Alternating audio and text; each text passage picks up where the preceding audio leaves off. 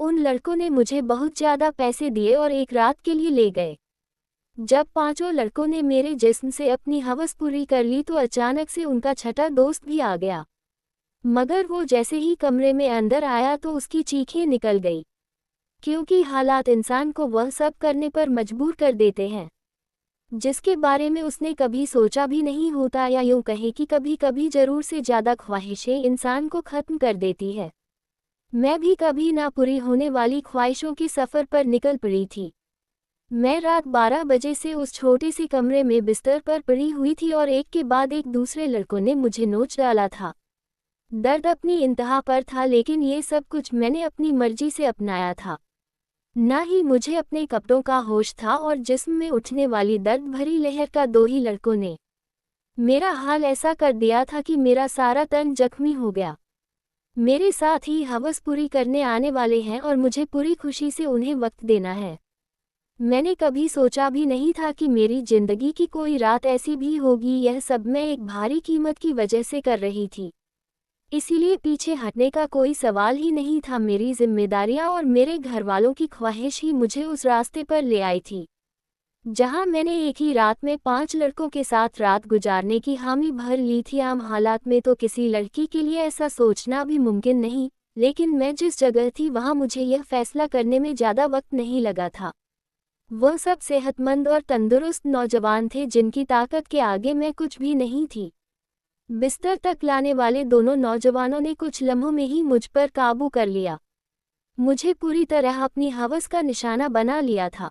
ये पहले दफ़ा था जब मुझे किसी मर्द ने छुआ था। दूसरे लड़के के निकलते ही तीसरा लड़का भी कमरे के अंदर चला आया। मैंने गहरी सांस ली। मैं थोड़ा वक्त चाहती थी, लेकिन वह कहने लगा कि इतना वक्त नहीं है मेरे पास, बाहर उसके और भी दोस्त इंतजार में बैठे हैं। उसकी बात सुनकर मेरी आंखों से आंसू बहने लगे। वह फौरन ही मेरे पास चला आया और मेरे आंसुओं को नज़रअंदाज करता हुआ अपनी हवस मुझ पर निकालने लगा। मेरे तन में बर्दाश्त की शक्ति खत्म हो रही थी। मैं बार बार उसे खुद से दूर करने की कोशिश करती, लेकिन वह उतना ही मुझ पर हैवी होने लगा। ऐसा लग रहा था जैसे उसे इस खेल में मजा आ रहा हो। मेरे धक्का देने पर वह पहले से भी ज़्यादा जोश में मेरे करीब आता, इसलिए अब मैं उसे रोकने की गलती नहीं कर रही थी और खामोशी से खुद पर गुजरने वाली इस क़यामत को बर्दाश्त कर रही थी। 1.5 घंटे तक वह अपनी प्यास बुझाता रहा और जाते जाते उसने अपने दांतों के निशान मेरी गर्दन पर छोड़ दिए और कहने लगा कि अगर इसे दोबारा मौका मिला तो वह मेरे साथ दोबारा वक्त जरूर गुजारने आएगा। उसके जाने के बाद मैंने एक निगाह अपने तन पर डाली तो मैं कांप गई। जिस्म का कोई हिस्सा ऐसा नहीं था जहां जख्म मौजूद ना हो। तीसरे नौजवान ने तो हद से ज़्यादा मुझ पर जख्म कर मुझे जख्मी कर दिया था।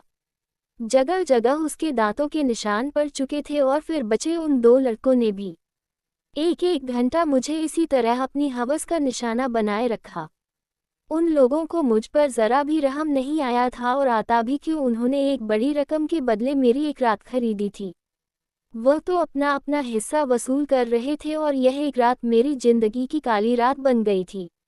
मेरा हाल ऐसा था कि मुझे कुछ होश ही नहीं रहा था। मैं खुद से करवट बदलने के काबिल भी नहीं रही थी। आहिस्ता आहिस्ता तकलीफ से मेरी आंखें बंद होने लगी थी और तभी उन लड़कों ने मुझे बताया कि उनका एक छोटा दोस्त भी आ गया है। मुझ में इतनी हिम्मत भी बाकी नहीं बची थी कि मैं उन्हें इनकार कर पाती या इस बात का विरोध कर सकती।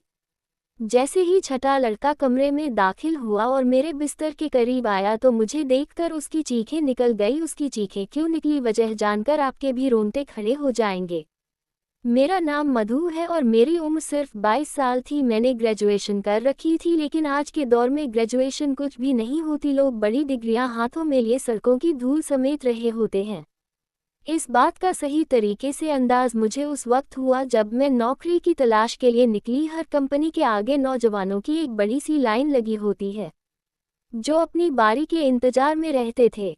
ऐसे में मुझ जैसी लड़की को नौकरी कहाँ मिल सकती थी, जिसके पास न ही तजुर्बा था और न ही कोई बड़ी डिग्री। मगर नौकरी ढूंढना मेरी सबसे बड़ी मजबूरी बन चुकी थी, क्योंकि बाबा के स्वर्गवास ने हमारी कमर तोड़ दी थी। बाबा घर में एक अकेले ही कमाने वाले थे और हम 3 बहन बिन ब्याही घर में मौजूद थी। मेरी बड़ी बहन पढ़ी लिखी नहीं थी।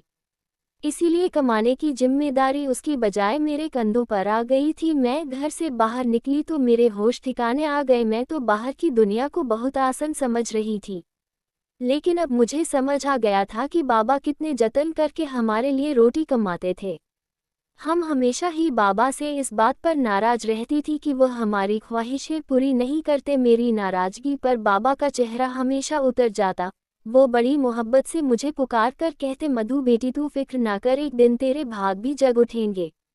लेकिन मुझे वह दिन अपनी किस्मत में आता नजर ही नहीं आता था और फिर बाबा नींद में ही ईश्वर को प्यारे हो गए। और जब हमें सुबह ये बात पता चली कि बाबा हमारे बीच नहीं रहे हैं, तब हमें इस बात का एहसास हुआ कि बाबा हमारे लिए कितने अहम थे। जब तक वह हमारे बीच मौजूद थे, कम से कम दुनिया की बुरी नज़रों और रोटी जैसी बुनियादी ज़रूर से तो हम वंचित नहीं थे। बाबा के निधन के कुछ दिन बाद तक तो पड़ोस वालों और खानदान वालों ने हमारी मदद की, लेकिन आहिस्ता आहिस्ता सभी अपनी जिंदगी में बिजी हो गए। आज के दौर में कौन किसका पेट पाल सकता है। मजबूरन मुझे ही नौकरी की तलाश के लिए घर से निकलना पड़ा और मुझे समझ आ गया कि औरतों के लिए बाहर की दुनिया किस कदर मुश्किल है। किसी भी कंपनी में मुझे नौकरी नहीं मिली थी। हर कंपनी के बाहर हजारों नौजवान पहले ही खड़े होते। मैंने स्कूलों का रुख किया तो ये देखकर मेरी हालत खराब हो गई कि आधे दिन से भी ज़्यादा काम करने के बदले सिर्फ 6,000 मिल रहे थे, जिससे घर के बिल में सारे रुपए चले जाते। इसमें भी हर स्कूल वाले मुझे मेरा तजुर्बा पूछते और मेरा मुंह खाली रह जाता। बहुत तलाश करने के बावजूद भी कोई नौकरी ना मिली तो मेरी एक दोस्त के भाई के जरिए से मुझे एक पिज़्ज़ा हाउस में वेटर की नौकरी मिल गई। ये शहर के एक भीड़ भाड़ इलाके में बना हुआ पिज़्ज़ा हाउस था, जहां हर वक्त ही मर्दों की बहुत ही ज़्यादा भीड़ रहती थी। काले रंग का ड्रेस दिया गया जिस पर पिज़्ज़ा हाउस का नाम लिखा था और मुझे अगले दिन से ही नौकरी पर बुला लिया गया। उस नौकरी के बड़े अजीब अजीब से काम थे जो मुझे पूरे करने थे। उन्हें एक मॉडर्न सी लड़की वेटर के नाम पर चाहिए थी, जिसके छोटे छोटे से बाल कंधों पर फैले हुए हो और वह बहुत सा मेकअप करके डाइनिंग हॉल में खड़ी हो। मैं यूनिफॉर्म अपने बैग में डालकर वापस घर लौट आई थी। मैं अभी तक फैसला नहीं कर पाई थी कि मुझे ये नौकरी करनी है या नहीं, क्योंकि यह मेरे लिए एक बहुत ही मुश्किल काम था। बाबा की मौजूदगी में कभी बिना जरूरत घर से निकलने की नौबत भी पेश नहीं आई थी, और पिज़्ज़ा हाउस में तो इतने सारे मर्दों के बीच इतने तंग कपड़े पहनकर खड़े होना मेरे लिए एक बहुत ही घुटन भरा काम था। मगर भूख इंसान से सब कुछ करवा ही लेती है। मैं वहां से वापस घर आई तो मेरी माँ दरवाजे पर ही परेशान सी खड़ी, कहने लगी कि बेटा बिजली के मीटर वाले आए थे और उन्होंने हमारी बिजली काट दी है। माँ की बात सुनकर मेरा दिल धक से बैठ गया था। गर्मी जोरों पर थी और ऐसे में बगैर बिजली के गुजर करना बहुत ही मुश्किल था। लेकिन पिछले 2 महीने से हम बिल नहीं चुका पाए थे और शायद इसलिए हमारी बिजली काट दी गई थी। माँ के आंसुओं ने मेरे फैसले को बहुत आसान कर दिया था। मैंने माँ को गले लगाया और उन्हें बताया कि मुझे एक अच्छी जगह नौकरी मिल गई है और कल से मुझे नौकरी पर जाना है। माँ ने मेरे सर पर हाथ रखकर कहा कि अब तुम ही मेरी बाजू हो और तुम्हें ही अपनी दोनों बहनों की शादियाँ करनी है। माँ ने एक भारी जिम्मेदारी मेरे कंधों पर डाल दी थी और मैं सोच रही थी कि मैं ये जिम्मेदारी कैसे निभाऊंगी, लेकिन मुझे ये फर्ज निभाना था। माँ पूछ रही थी कि मुझे नौकरी कहाँ मिली है, लेकिन मैं उन्हें नहीं बताना चाहती थी कि मुझे कहाँ नौकरी मिली है। इसीलिए मैंने माँ से कह दिया कि एक कंपनी में एक अच्छी नौकरी मिल गई है। मेरी नौकरी का वक्त दोपहर 3 बजे से रात 11 बजे तक था और यह बात मैंने बड़ी मुश्किल से माँ को बताई थी। मेरी नौकरी का वक्त जानकर वह हैरत से मेरी तरफ देखने लगी कि यह कौन सी कंपनी है जहां दोपहर 3 बजे बुलाया गया है। मैंने झूठ कह दिया कि यह एक मल्टीनेशनल कंपनी है जो 24 घंटे चलती है। इस वक्त हमें पैसों की इतनी ज़रूरत थी कि माँ ने और ज़्यादा सवाल करने की बजाय मुझे तरक्की की ढेर सारी दुआएं दी और अगली दोपहर 2 बजते ही पिज़्ज़ा हाउस के लिए रवाना हो गई। मुझे क्या खबर थी कि यहाँ से मेरी किस्मत मुझे कहाँ ले जाने वाली है। मैंने अपना यूनिफॉर्म पिज़्ज़ा हाउस में आकर बदली थी। मैनेजर ने मुझे पिज़्ज़ा हाउस के दरवाजे के करीब ही खड़ा कर दिया और कहने लगा, आज तुम्हारा पहला दिन है, इसीलिए तुम हर आते जाते को इज्जत से वेलकम करोगे। और गुस्सा होकर कहा कि यह कैसा मुंह उठाकर आ गई हो, जाओ पहले मेकअप करो। मैनेजर की बात सुनकर मैं शर्मिंदा हो गई क्योंकि मेरे पास मेकअप नहीं था। वहां मौजूद एक दूसरी लड़की ने अपने मेकअप से मुझे लगाया। वह बड़ी तेजी से मेरे चेहरे पर अपना हाथ चला रही थी और उसके बाद जब मैंने आईने में खुद को देखा तो हैरान रह गई। मुझे मालूम था कि मैं खूबसूरत हूँ और मेरा रंग भी बहुत साफ है, लेकिन थोड़े से मेकअप के बाद मैं पूरी तरह निखर गई थी। मैं खुद को आईने में देख रही थी। जब वह लड़की कहने लगी कि यह लोग खूबसूरती देखकर ही तो यहाँ रखते हैं, वरना काम करने को तो बहुत से लोग मिल जाते हैं। मैं जान गई थी कि यह नौकरी मुझे मेरी काबिलियत की वजह से नहीं बल्कि खूबसूरती की वजह से मिली है। नौकरी का ये पहला दिन मेरे लिए बहुत ही भारी था। मैं 3 बजे से दरवाजे पर खड़ी आने वाले मर्द और औरतों का वेलकम कर रही थी। यहाँ औरतों की तादाद कम ही आई थी, ज़्यादातर मर्द ही आ रहे थे। रात तक मेरे पैरों में बहुत ज़्यादा दर्द हो चुका था और अभी मुझे वापस बस में धक्के खाते हुए घर भी पहुँचाना था। 12 बजे के करीब मैं घर पहुंची थी। माँ मेरे इंतजार में जग रही थी। मैंने माँ के साथ बैठकर खाना खाया और फौरन ही बिस्तर पर लेट गई। मुझे बाबा की बहुत याद आ रही थी। बाबा मेरे सबसे ज़्यादा नखरे उठाया करते थे, फिर भी मैं हमेशा उनसे किसी न किसी बात पर रूठ जाती थी। पैरों की तकलीफ से तड़पते तड़पते कब मुझे नींद आ गई पता ही नहीं चला। अगले दिन मैं फिर 2 बजे के करीब घर से निकल गई थी। आज मुझे दरवाजे के पास खड़ा नहीं किया गया था, बल्कि ऑर्डर लेने का काम दिया गया था। ये काम मुझे थोड़ा सा आसान लगा था, लेकिन कुछ ही देर में अंदाज हो गया कि यह काम बिल्कुल भी आसान नहीं था। मैं जिसके पास भी ऑर्डर लेने के लिए जाती उनमें से अक्सर मर्द मुझे सर से पांव तक देखते और मुस्कुराते, बदले में मुझे भी मुस्कुराहट जाहिर करनी पड़ती क्योंकि यह मेरी नौकरी का नियम था। जानबूझकर ऑर्डर देने में काफ़ी वक्त लगाते और कभी कभी तो ऑर्डर के वक्त इस कदर करीब आ जाते कि मेरा सांस रुकने लगता। ये पिज़्ज़ा हाउस मुझ जैसी वेटर की वजह से ही चल रहा था। इस बात का अब मुझे अच्छी तरह अंदाज हो गया था कि यहाँ आने वाले ज़्यादातर मर्द लड़कियों की वजह से ही आते थे। दिन तेजी से गुजर रहे थे और मुझे यहाँ नौकरी करते करते महीना हो गया था। इस एक हफ्ते में काफ़ी कुछ ऐसा हुआ जो मेरे लिए बहुत ही अजीब था। मर्दों की अजीब अजीब निगाहें, ऑर्डर देने के बहाने करीब आना और डबल मीनिंग शब्दों का इस्तेमाल। लेकिन इस नौकरी की सबसे अच्छी बात ये थी कि तनख्वाह से हटकर 1 महीने में टिप के काफ़ी पैसे जमा हो गए थे। मैंने उन पैसों से बिजली का बिल पे किया था। आहिस्ता आहिस्ता मैं पिज़्ज़ा हाउस के माहौल की आदी होती जा रही थी। 5 लड़के रोज ही शाम के वक्त सबसे कोने वाली टेबल पर बैठ जाते। मैं ही उनके पास ऑर्डर लेने के लिए जाती थी। ये पांचों ही 25 साल के नौजवान थे जो मुझे गहराई से देखा करते थे। आज भी मैं उनके पास ऑर्डर लेने के लिए गई तो उनमें से एक पूछने लगा, तुम यहाँ बहुत मजबूरी में नौकरी करती हो ना? मैंने हाँ कह दिया। उसने फौरन ही अपना कार्ड निकाल कर मेरे आगे रखा और कहने लगा, तुम बहुत ही शरीफ लड़की लगती हो, अगर कभी किसी मदद की जरूरत पड़े तो याद कर लेना। बिना सोच समझे ही मैंने वह कार्ड उठाकर अपने कोट की जेब में रख लिया तो वह मुस्कुरा उठा। उसके बाद ये सिलसिला चल पड़ा। रोज ही मैं उनका ऑर्डर लेने जाती और उनमें से कोई ना कोई मुझे कोई सवाल पूछ लेता। रोजाना होने वाली इस मुलाकात की वजह से हम थोड़ा फ्रेंडली से हो गए थे। दूसरा महीना भी पलक झपके ही गुजर गया था और फिर माँ ने एक दिन मुझे बताया कि तुम्हारी बड़ी बहन के लिए बहुत अच्छा रिश्ता आया है और वह लोग जल्दी शादी करना चाहते हैं। माँ की बात सुनकर मैं परेशान हो गई क्योंकि अभी तो मैंने घर का खर्चा ही अपने कंधे पर उठाया था, शादी की जिम्मेदारी का मैं सोच भी नहीं सकती थी। माँ कहने लगी, तू अपनी कंपनी से लोन ले लो, कितनी बड़ी कंपनी है, लाख रुपए भी लोन मिल गया तो तेरी बहन की अच्छे से शादी हो जाएगी। मेरी बड़ी बहन भी 25 साल की हो रही थी और माँ उसकी तरफ से बहुत परेशान थी। अब मैं माँ को क्या बताती कि मैं तो पिज़्ज़ा हाउस पर मामूली सी नौकरी कर रही थी, लाख रुपए मुझे कहाँ से मिलते। मैंने माँ की बात का कोई जवाब नहीं दिया, लेकिन माँ की आंखों में मुझे चमकती हुई उम्मीद साफ दिखाई दे रही थी। माँ को यकीन था कि मुझे कंपनी से लोन मिल जाएगा। मैं सोच रही थी कि मेरे झूठ ने मुझे कहाँ फंसा दिया है। अगले दिन मैं नौकरी पर भी सारे वक्त परेशान रही और यह बात मेरे साथ काम करने वाली लड़की ने नोट कर ली। वह मुझे कहने लगी कि क्या बात है मधु, आज तुम बहुत ही ज़्यादा परेशान लग रही हो। मैंने उसे बता दिया कि बड़ी बहन की शादी करनी है और मेरे पास बिल्कुल भी पैसे नहीं हैं। मेरी बात सुनकर वह कहने लगी, तो इतना खर्चा करने की क्या ज़रूरत है, सादगी से विदा कर दो। उसकी बात सुनकर मैं सोच में पड़ गई। ठीक ही तो कह रही थी, इतना मसाला बनाने की ज़रूरत ही क्या थी।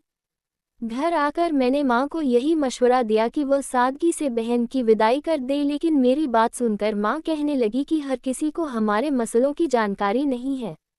लड़के वालों ने पहले ही दहेज के नाम पर एक लंबी लिस्ट थमा दी है, और अगर मैंने खाली हाथ तेरी बहन को विदा कर दिया तो उसके ससुराल वाले सारी जिंदगी उसे बातें सुनाते रहेंगे। माँ की बात सुनकर मुझे गुस्सा आ गया और मैंने कहा कि ऐसी जगह दीदी की शादी करने की ज़रूरत ही क्या है। मेरी बात सुनकर माँ नाराज हो गई और कहने लगी, ना जाने कैसे कैसे करके तेरी बहन का एक अच्छी जगह से रिश्ता आया है और तू इसमें भी नक्स निकाल रही है। अगर आज तेरा बाप जिंदा होता तो मुझे तेरी मिन्नत ना करनी पड़ती, वह खुद ही अपनी बेटी के लिए कैसे भी करके रकम जमा कर लेता। माँ की आंखों में आंसू आ गए थे और उनकी बातों ने मेरा दिल भी दुखा दिया था। वह ठीक ही कह रही थी, अगर बाबा जिंदा होते तो वह किसी भी तरह पैसे जमा कर ही लेते। मैंने माँ को गले लगा लिया और उनसे वादा कर लिया कि मैं जल्द ही पैसों का इंतजाम कर लूँगी।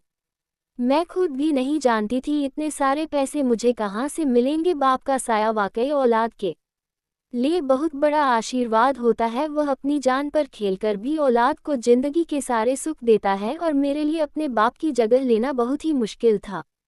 दिन यूं ही परेशानी में गुजर रहे थे। मैंने पिज्ज़ा हाउस के मैनेजर से पैसों की बात की थी, लेकिन मेरी बात सुनकर जिन नज़रों से उन्होंने मुझे देखा था, मैं खुद ही ज़मीन में गड़ गई थी। वह लड़के अब भी रोज़ाना पिज्ज़ा हाउस आते थे। मैं उनका ऑर्डर लेने गई तो उनमें से एक कहने लगा, क्या बात है, आज तो आपका चेहरा बिल्कुल ही उतरा हुआ है। उसकी बात सुनकर ना जाने क्यों मेरी आंखों में आंसू आ गए थे। वह बार बार पूछने लगा कि मैं उसे अपनी परेशानी बताऊं। ना चाहते हुए भी मैंने उसे अपना मसला बता दिया था, क्योंकि मुझे भी किसी ऐसे इंसान की तलाश थी जिसके आगे मैं खुलकर अपना दर्द बयान कर सकूं। मेरी बात सुनकर उनके चेहरे पर मुस्कुराहट आ गई और वह कहने लगे कि इतनी छोटी सी बात के लिए आप इस कदर परेशान हैं। हमने आपको अपना कार्ड इसलिए दिया था कि कोई भी परेशानी हो तो आप हमें याद कर लें। मैं हैरत से उनके चेहरे देखने लगी। मैं ये सोच भी नहीं सकती थी कि वह 5 अजनबी लड़के मुझे पैसे दे सकते हैं, लेकिन उन पांचों ने फौरन ही मुझे लाख रुपए की ऑफर कर दिया। मैं उनकी तरफ देख रही थी। वह लाख रुपए देना उनके लिए कोई बड़ी बात नहीं है, लेकिन मुझे भी उनके कुछ काम आना होगा। उनकी बात सुनकर मैं रुक गई। उन लड़कों को मुझसे क्या काम हो सकता था, ये बात समझने में मुझे ज़्यादा देर नहीं लगी थी। मैंने फौरन ही घबराकर कहा कि मैं एक शरीफ घराने से संबंध रखती हूँ और मैं कोई गलत काम नहीं कर सकती। वह हंसकर कहने लगे कि हमने सिर्फ पेशकश की है, कबूल करना या ना करना आपकी मर्जी है, लेकिन आज के दौर में कोई भी आपको रुपए नहीं देगा, चाहे वह आपका करीबी रिश्तेदार ही क्यों ना हो। बात तो उनकी भी बिल्कुल ठीक थी, लेकिन मैं अपनी इज्जत गिरवी रखकर लाख रुपया हासिल नहीं करना चाहती थी, इसलिए मैंने उन्हें साफ इनकार कर दिया। मैं हालात से पूरी तरह थक चुकी थी और ऐसे ही थकी हारी जब लौटकर घर आई तो मेरी माँ और बहन मेरे इंतजार में थी। माँ ने बताया कि दीदी के ससुराल वाले 1 महीने बाद ही शादी की बात कर रहे हैं और वह दीदी के साथ साथ छोटी को भी अपने छोटे बेटे के लिए लेना चाहते हैं। इसी तरह एक खर्च में दोनों शादियां हो जाएगी। छोटी के रिश्ते का सुनकर जहां मुझे खुशी हुई थी, वहीं 1 महीने का वक्त सुनकर मेरी जान निकल गई थी। पैसों का इंतजाम ना हो सका था और माँ मुझसे उम्मीद लगाए बैठी थी। मैंने एक नज़र अपनी दीदी के चेहरे पर डाली, जहाँ बहुत समय बाद खुशी की रौनक नजर आ रही थी। मैं भी दीदी के ससुराल वालों से मिली थी। वह लोग वाकई बहुत अच्छे लोग थे, लेकिन आज के दौर में सादगी और बगैर दहेज के कौन दुल्हन विदा करवाता है, वह भी इसी समाज में रहने वाले थे। मैं अपनी बहनों की खुशी को हमेशा कायम देखना चाहती थी। मैंने माँ से कहा कि आप शादी की तारीख पक्की करो, पैसों का इंतजाम हो जाएगा। मेरी बात सुनकर तो घर में खुशी की लहर दौड़ गई थी, मगर वह लोग इस बात से बेखबर थे कि यह खुशी उन्हें मेरी आबरू की बर्बादी के बदले होने वाली थी। अगले दिन मैंने उन 5 लड़कों से हामी भर ली। वो मुस्कुरा कर कहने लगे कि हम जानते थे कि आप जरूर मान जाओगी। उन 5 ने एक रात के लिए मुझे अपने साथ ले जाने की बात की थी। मैंने माँ को बता दिया कि साल के आखिर की वजह से कंपनी में काम बहुत ज़्यादा है और मुझे एक रात कंपनी में ही गुजारनी होगी। कंपनी ने मेरा लोन मंजूर कर लिया है, इसीलिए मैं उनकी बात मानने में मजबूर हूँ। लोन पास होने की बात सुनकर माँ इस कदर खुश हो गई कि उन्होंने मुझे रात रुकने की इजाज़त भी दे दी। मैं पिज़्ज़ा हाउस से छुट्टी होने के बाद उन 5 लड़कों के साथ चली गई। उन 5 ने मुझे अपनी दरिंदगी का निशाना बना डाला और जब छठा लड़का अंदर आया तो मुझे देखकर उसकी चीखें निकल गई, क्योंकि पूरा बिस्तर खून में भीगा पड़ा था। मैं अपनी जिंदगी की शायद आखिरी सांस ले रही थी। उसने तुरंत ही मुझे अपने बाजू में उठाया और गाड़ी में डालकर एक छोटे से अस्पताल में ले आया, जहां शायद उसका कोई जानने वाला ही डॉक्टर था। कई घंटे आईसीयू में रहने के बाद मेरी हालत कुछ बेहतर हुई, लेकिन मेरा जख्मी तन मेरी बर्बादी की गवाही दे रहा था। वह लड़का उन पांचों का ही दोस्त था, लेकिन उसके अंदर इंसानियत अभी बाकी थी और उसे मुझ पर रहम आ गया था, वरना शायद मैं इस बिस्तर पर दम तोड़ जाती। मैंने माँ को फ़ोन करके बता दिया था कि मेरी कंपनी से छुट्टी नहीं हुई है। उस लड़के ने अस्पताल का सारा खर्चा खुद उठाया था और उसके दोस्तों से वो लाख रुपए लेकर मुझे दिए थे। वह पांचों बहुत ही अमीर कारोबारी लोगों के बेटे थे, जो चाहते तो बगैर मुझे बर्बाद किए भी मेरी मदद कर सकते थे। मेरे ठीक होने पर मुझे अस्पताल से छुट्टी मिल गई थी और रकम भी मेरे हाथ आ गई थी, लेकिन अब कुछ भी पहले जैसे नहीं रहा था। उस लड़के ने मुझे अपनी फैक्ट्री में नौकरी का ऑफर दिया था और यकीन दिलाया था कि मैं वहां इज्जत से नौकरी कर सकूंगी। आज मेरी दोनों बहनों की शादी हो गई और मैं उस लड़के की फैक्ट्री में नौकरी कर रही थी। एक बात मैं अच्छी तरह जान गई थी कि आज के इस दौर में बगैर किसी मतलब की मदद करने वाले लोगों की गिनती न के बराबर है। हमेशा नौकरी करने वाली लड़कियों को इज्जत की नज़र से देखें, क्योंकि वह बहुत ही मजबूरी की हालात में अपने घरों से निकलती है, चाहे फिर वह टाइट कपड़े पहनकर किसी पिज्ज़ा हाउस के दरवाजे पर ही क्यों ना खड़ी हो। दोस्तों, कहानी कैसी लगी कमेंट करके ज़रूर बताना और हाँ, लाइक और चैनल को सब्सक्राइब ज़रूर करना।